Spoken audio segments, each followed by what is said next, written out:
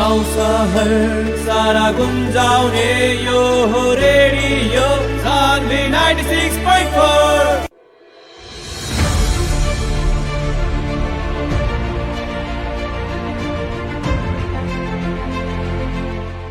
जी नमस्कार, प्रणाम। सुन रहल बानी रेडियो 96.4 मेगाहर्ज। रेडियो 96.4 मेगाहर्ज पर कार्यक्रम स्थानीय सरकार लेके उपस्थित हो चुकल बानी। कार्यक्रम प्रस्तुता राम मंडल प्रविधि ओर से बानी हमनी के सानू जी। हरेक एतवार से शुक तक हमनी कार्यक्रम लेके उपस्थित होके निसन और कार्यक्रम में एगो विषय वस्तु पर भी हमनी चर्चा परिचर्चा करे निसन और साथ में उ विषय पर चर्चा परिचर्चा करे के खातिर एक जने विषय के जानकार व्यक्ति से भी हमनी बातचीत करे निसन और चर्चा परिचर्चा करे निसन। हमेशा के जैसन आज भी उपस्थित बानी सन और आज विशेष करके हमनी चर्चा करे सन भूमि समस्या समाधान आयोग जौन बनल बा ओकरा बारे में उ विषय में। जी भूमि समस्या समाधान आयोग हरेक जिला में बनल बा। पर्सा जिला में भी ई आयोग बनल बा जेमे एक जने सदस्य बानी शिवजी गुप्ता। वहाँ से आज हमनी कार्यक्रम में बातचीत करम सन। शिवजी गुप्ता, सदस्य भूमि समस्या समाधान आयोग पर्सा के। जी वहाँ से आज हमने बात करम सन कि खास में ई भूमि समस्या समाधान आयोग काम कैसे करी और काम कब तक ले करी और कब तक ले खास करके एकर काम कर्तव्य का ह। काहे कि जनता आम जनता के यहाँ तक ले जानकारी नहीं है कि आयोग बनल बा, ई आयोग से काम कैसे करी और जे भूमिहीन के समस्या बा उ समस्या के समाधान कैसे करी कह के आम जनता के अभी तक ले था नहीं के। और आज हमनी ओकरे बारे में बातचीत करम सन भूमि समस्या समाधान आयोग के सदस्य शिवजी गुप्ता से। वहाँ हमनी के संपर्क में भी बानी। कार्यक्रम में अपने के साथ में हम राम मंडल और प्रविधि से सानू जी बानी। जी और शिवजी गुप्ता हमनी के संपर्क में भी जुड़ चुकल बानी, वहाँ से बातचीत करम सन। शिवजी सर, अपने के कार्यक्रम में स्वागत बा। धन्यवाद जी। जैसे कि भूमि समस्या समाधान आयोग गठन भइल, पर्सा में भी गठन भइल, खास करके आम जनता के अभी तक जानकारी भी जी दुर्भाग्यवश फोन कट गई बा। फिर हमनी खास करके वहाँ से संपर्क में ले आएम सर। भूमि समस्या समाधान आयोग ई आम जनता एगो गरीब जनता के से जुड़ल ई एगो आयोग रहल बाटे। ई अपने के हमनी बता दिसन और खास करके आयोग के काम कथी ह, आयोग किंग काम करेला और पर्सा जिला में ई आयोग कब से काम करे के शुरू करी, ई बारे में बातचीत करेला विज्ञ सदस्य हमनी के साथ में बानी भूमि समस्या समाधान आयोग पर्सा के शिवजी गुप्ता। वहाँ से हमनी बातचीत करे के क्रम में बानी सन। बातचीत करे सन, फोन संपर्क कहीं ना बीच में कट गई हुए, थोड़ा सा समस्या बाटे, हमनी के फोन संपर्क कट गई ख और हमनी फिर से वहाँ से हमनी जोड़े के कोशिश में बानी सन। फिर से हमनी के वहाँ से संपर्क जुड़ चुकल बा। शिवजी सर, फिर से स्वागत अपने के। धन्यवाद जी। जैसे कि आम जनता के भूमि समस्या समाधान आयोग पर्सा गठन भी भइल बा, यहाँ तक ले भी थाने के खास करके ई जौन आयोग बा पर्सा जिला में भी गठन भइल बा, एकर काम काथी जानकारी करावल जाओ आम जनता के। ई भूमि संबंधी समस्या समाधान आयोग जौन अभी गठन भइल 2077 में जिला स्तर में। जी 2076 में केंद्र के भइल, 2077 में आके कुछ लॉकडाउन के कारण से भी विभिन्न बाधा अड़चन आयल और राजनीति उथल पुथल के कारण से भी 2077 में आके गठन भइल। ई भूमि संबंधी समस्या समाधान आयोग खास में जिला स्तर में ऐसे बनल बा। इससे भी पहले विभिन्न समय में सुकुम्बासी के नाम में ई आयोग जैसन गठन उतरलक हवे। खास में जे पीड़ित बाटे, जे भूमिहीन बाटे, ओकरा ई अधिकार ई आयोग के ना भइला के चलते उ सब लोग के समस्या समाधान ना होत रहल हवे। ई बारी में ई आयोग के ही एगो अधिकार संपन्न आयोग बनैला के चलते ई पाली ई समस्या समाधान हुई कह के हमनी सबके विश्वास बाटे। एमे सब राजनीतिक दल, आम आदमी, स्थानीय निकाय सब एमे सहयोग करी कह के विश्वास बा। एमे किंग बाटे जे जानकारी ना भइल तो अभी हमनी के 19 गते एकर गठन भइल, 24 गते हमनी के शपथ ग्रहण भइल। हमनी के काल 6 गते पर्सा जिला में पदभार ग्रहण कैले बानी सन। अब हमनी के ऑफिस अब के एकरा में संचालन में आइल हवे। कालू के हमनी के पद भार में जोन सरकारी कार्यालय बाटे एकरा से संबंधित और भी सरकारी कार्यालय बाटे जोन एमे मतलब प्रत्यक्ष रूप से अप्रत्यक्ष रूप में सहयोग करी, उस सब के बीच में एगो परिचयात्मक कार्यक्रम भल। अब आवे वाला दिन में गांव पालिका, नगर पालिका, महानगर पालिका से एक खाल के समझौता करके स्थानीय तौर में ये जब जाई काम के विषय लेके हमनी के टीम तो सब लोग के जानकारी हुई। गठन के विषय में तो लगभग चर्चा में बाटे, लेकिन आम आदमी के अभी भी बहुत जानकारी से अलग बाटे। वो हमनी के जब समझौता हुई तो वो आम आदमी के भी जानकारी हो जाए। जैसे कि खास करके अधिकार कितना देवल गईल बाटे, आम जौन पहले के सुकुम्बासी आयोग जैसन अधिकार लगभग उससे बेसी देवल गईल बाटे। खास करके अधिकार कैसन कैसन काम करेला रौरा लोग के मिलल बा? ऐसन बाटे जे भूमिहीन दलित, भूमिहीन सुकुम्बासी, अव्यवस्थित बसोबास जेकरा दलित समुदाय के आदमी के जगह नहीं के ना जी उ चीज के स्थानीय तौर में गांव पालिका भल, नगर पालिका भल, महानगर पालिका ओकर वार्ड उ व्यक्ति के पहचान करी, ओकर लागत संकलन करी। उ लागत संकलन करके एगो हमनी के फार्म बाटे उ जौन गइल बाटे जाई और जगह गइल बाटे और जगह जाए के बाकी बाटे, समझौता नहीं के बन उ जाई तो ओकरा आधार पर उ वडा सिफारिश करी गांव पालिका में, नगर पालिका में, नगर पालिका या गांव पालिका हमनी के आयोग में, जिला आयोग में उ ओकरा के सिफारिश सहित बैठाई। हमनी के ऊपर फिर एक बेर अनुगमन हुई या उमें सरजमीन कर सकता है इंसान सही पहचान करके यदि गांव पालिका या नगर पालिका बैठेले बा तो हमनी के अपना से नापी मालपोत से हमनी के नक्शा श्रेष्ठता में उल्लेख करके ओकरा के धनी पूर्जा हमनी के बना के हमनी के फिर गांव पालिका में या नगर पालिका में फटाम सन ओजन से वो लोग के वितरण हुई। ये बनावे के जिम्मा पहचान करे के टोटल जिम्मा निचले तह में बा, वडा में तो हमें पहचान करे के बाटे कि ना। ओकरा पहचान के आधार पर बना देवे वाला मतलब नाची शाखा आ मालपुत शाखा से समन्वय करके हमनी के बना के हमनी के पेशा से जी। जैसे कि खास करके अब सुकुम्बासी के बात कर जाओ, भूमिहीन के बात कर जाओ, कितना दलित लोग बा लोग जे कि ऐलानी जगह पर बसोबास करत आइल बा लोग, खास करके ओकर अब उ लोग के लगे कोनो सबूत प्रमाण नहीं के, सिर्फ बसोबास कैले बा लोग, उ लोग के भी ऐसे फायदा होई, उ लोग के भी धनी पूर्जा मिल सकता कि कैसन बाटे? ना एक ऐसन बाटे जेकर जमीने नहीं है जी नेपाल अधिराज्य भर में ओकर नाम में केनो जमीने नहीं है उ आदमी के तो यही आयोग मतलब ओकरा के जगह प्रोवाइड कराई। एकर अवस्था यदि घर बनाओ के भी नहीं है तो ओकरा के बसोबास करे के भी ई आयोग ओकर जिम्मेवारी लेके ओकर घर भी बनाई।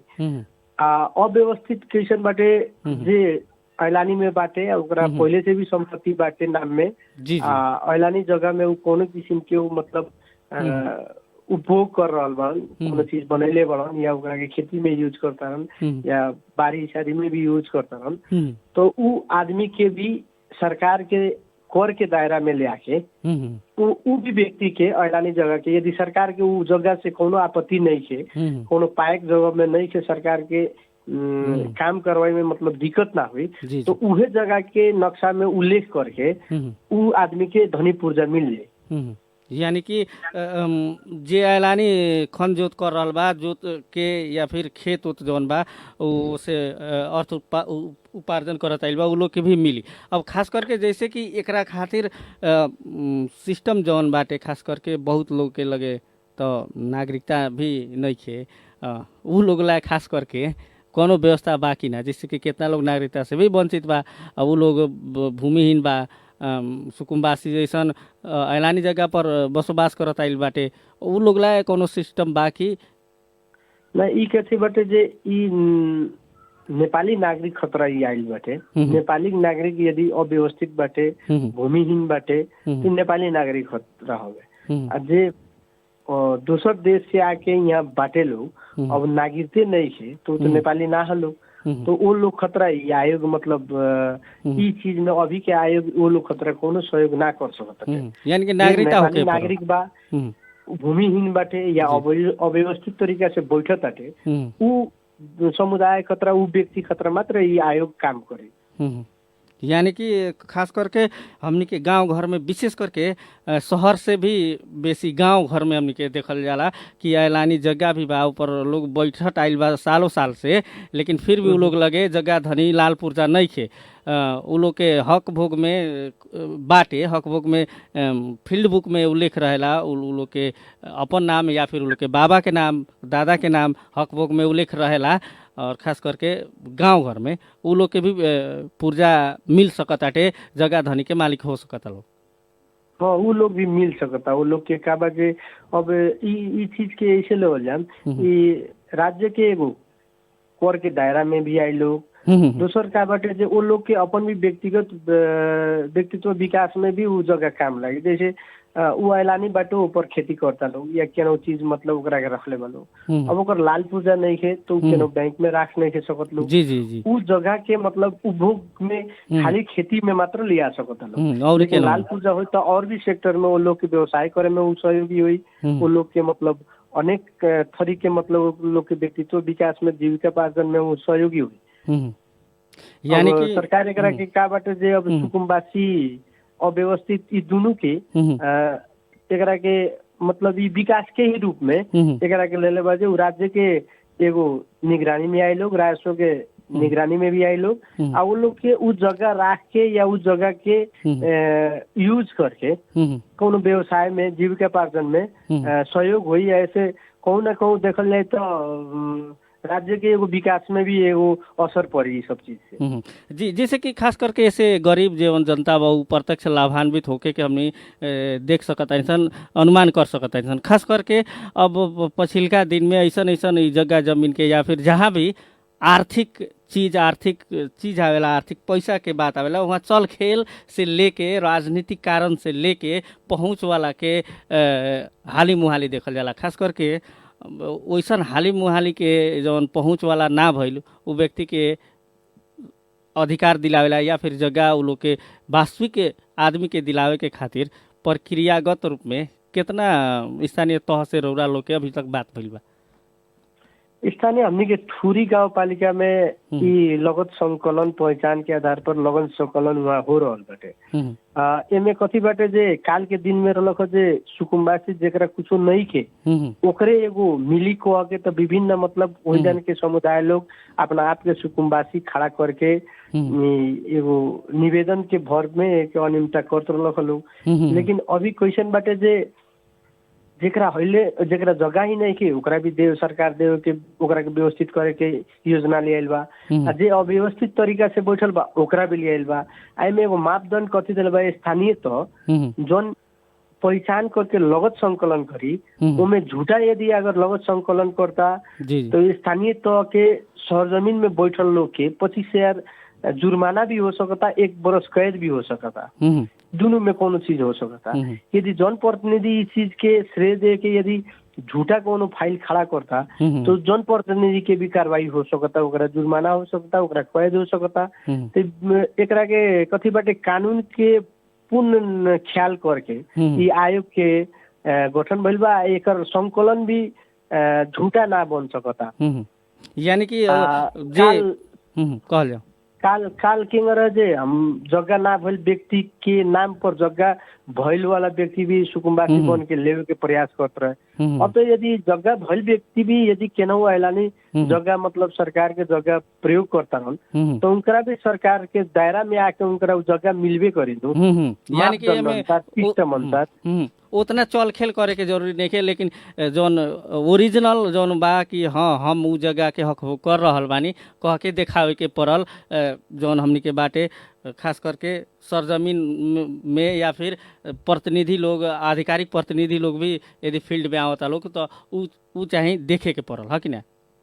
ओकर पैसा तो अभी वैसे करी स्थानीय तह के पूरा मतलब पहचान के एगो मतलब व्यक्ति रहला स्थानीय जनप्रतिनिधि गाँव के सारा लोग से मतलब जानकार रहला, उनकरा हर चीज से जानकारी रहला जो हमारे गाँव में कितना दिन से बैठतन, कितना दिन से अव्यवस्थित बनन, कितना दिन से बनन, इनके जगह नहीं के वास्तविक में भूमिहीन बालन इनकरा जगह मिले के चाहिए। उ जनप्रतिनिधि के सब चीज था यही में वो जनप्रतिनिधि नहीं के बस वैसे स्थानीय तह के विशेष पहचान आ लगत संकलन के ये अधिकार देवल बाटे ओकरे आधार पर ये आयोग काम करी।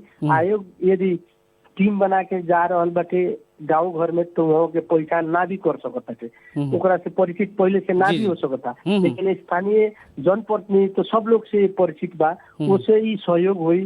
स्थानीय जनप्रतिनिधि भी ख्याल करे लोग एकर जोन कानून बाटे कानून से बाहर जाके जनप्रतिनिधि में काम ना करेंगे। जैसे कि खास करके विशेष करके एमे वड़ा अध्यक्ष के भूमिका सबसे महत्वपूर्ण देखल गई बा कि वड़ा अध्यक्ष प्रत्यक्ष रूप में जनता से परिचित रहेला के कहाँ कौन काम कर रहा बा ओकरा जानकारी रहेला के वास्तव में खन जोत करता उ जानकारी रहेला। वड़ा अध्यक्ष लोग के एमे भूमिका रौरा महत्वपूर्ण देखा। हाँ, वड़ा समिति के पूर्ण रूप के जनप्रतिनिधि सब लोग के जिम्मेवारी है, जे सदस्य में भी बाटे जे वार्ड अध्यक्ष में बाटे उ सब लोग के जिम्मेवारी बाटे। उ सब लोग एक से परिचित बाटे, उ लोग एमे भूमिका अच्छा खेली, उ सब लोग एमे सहयोगी भूमिका खेली।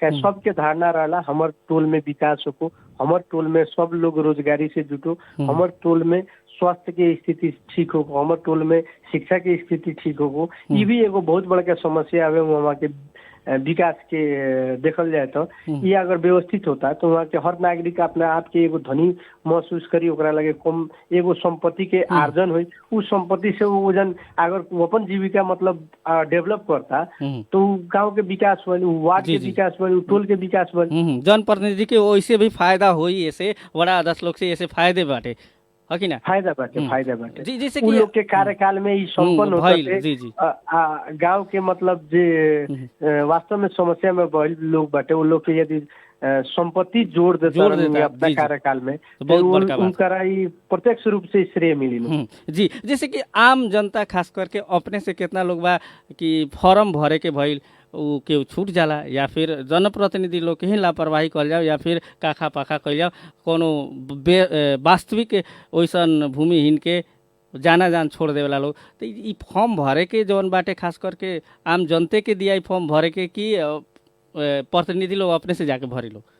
प्रतिनिधि ना वहाँ एगो सहयोगी एगो काम फॉर्म भरे के एगो कर्मचारी के रूप में एगो नियुक्त हुई हर गांव पालिका में, जो विभिन्न वार्ड में वड़ा अध्यक्ष के रोबर में वो फॉर्म भरियन। एक 35 दिन के सूचना जारी हुई, 35 दिन के भीतर में उस सारा लोग मतलब विभिन्न खाल के मतलब एक सूचना प्रवाह हुई, उनमें सब लोग के जानकारी हुई। गांव पालिका से कर्मचारी के रूप में आवश्यकता अनुसार कितना कर्मचारी हमारे गांव पालिका में सहयोगी हुए, हमारे नगर पालिका में सहयोगी हुए, उस हिसाब से वो कर्मचारी हर घर में टोल में हर व्यक्ति के लगे जाके वो फॉर्म भरी। गांव पालिका में ही आवल जरूरी नहीं है, वार्ड में ही आवल जरूरी नहीं है, वो घर डोर टू डोर जाके वो कर्मचारी के भूमिका रही, उसे में छूटे के संभावना ना रही, सूचना भी प्रवाह के संभावना कम ना रही, सूचना प्रवाह हुई। आवश्यक रूप में सूचना अपने लोग से भी स्थानीय तो हमें प्रवाह कल जाए जे के चलते वो लोग सूचना हमने से भी प्रवाह हुई, गांव पालिका भी प्रवाह करी, वड़ा भी प्रवाह करी। एक बेला वक्त में आयोग टीम जोन बाटे एक हर वार्ड में हर गांव में एकदम मशीनो ढंग से एक निगरानी अनुगमन भी करी। जी शिवजी सर, बहुत बढ़िया बात करनी। आम जनता आम समुदाय जे भी सुनले हुई बहुत अच्छा लागल हुई, वो लोग के जानकारी मिलल हुई कि भूमिहीन समस्या समाधान आयोग का करे वाला बा एक बारे में। अंत में बानिसन, अंत में अपने के जाए से पहले हमने रेडियो सानवी के तरफ से प्रस्तुता राम मंडल के तरफ से जानकारी देनी व्यस्त समय के बावजूद भी एक खातिर बहुत बहुत धन्यवाद। अपनों के भी हमारा बात रखे के आयोग के विषय में हमनी के जौन उद्देश्य बाटे आम जनता लगे पुगाव के जौन सहयोग के नियम अपने के पूरे टीम के हमनी के तरफ से आयोग के तरफ से बहुत बहुत धन्यवाद। जी, वहाँ रहने शिवजी गुप्ता भूमि समस्या समाधान आयोग पर्सा के विज्ञ सदस्य के रूप में वहाँ बानी और खास करके ये आयोग का करी अभी जिला स्तर में गठन भइल बाटे हर एक जिला में और ये लोग काम कार्रवाई करे के लगभग शुरू भी कर चुकल बाटे। ऐसे फायदा का हुई एकर काम कर्तव्य अधिकार का हुए एकरा बारे में हमनी चर्चा कैनी सन आज के स्थानीय सरोकार में।